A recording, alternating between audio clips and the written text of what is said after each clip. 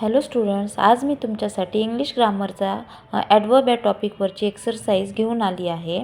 कालच्या व्हिडिओमध्ये मी ॲडवर्ब म्हणजे काय त्याबद्दलचा व्हिडिओ चॅनलवरती अपलोड केला आहे, तर तो तुम्ही नक्की बघून घ्या. I rarely go out to eat.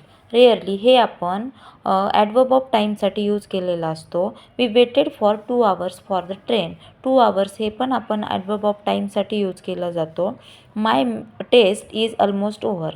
Almost हे कशासाठी यूज केलेलं असतं, तर adverb of quantity. He was absent because he was sick. Because हे आपण ॲडवर्ब ऑफ रिझन म्हणून यूज केलेलं असतं. You may meet me next week. Next week हे पण आपण ॲडवर्ब ऑफ टाईम म्हणून यूज केलेलं असतो. The meeting was conducted here. Here हे आपण प्लेससाठी यूज केलेलं असतं. He is walking slowly. Slowly हे आपण मॅनरसाठी यूज केलेलं असतं.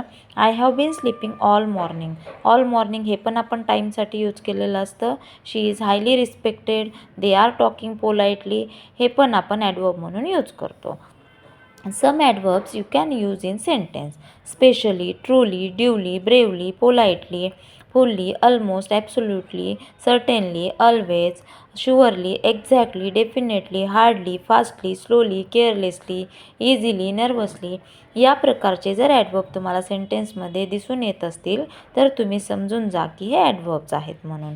तर मुलांनो, तुम्हाला जर अजून नवीन टॉपिकवरती काही पाहिजे असेल, कुठला व्हिडिओ बनवून हवा असेल, तर तुम्ही मला नक्की कमेंट करा आणि तुम्हाला काय टॉपिक हवा आहे ते मला नक्की सांगा.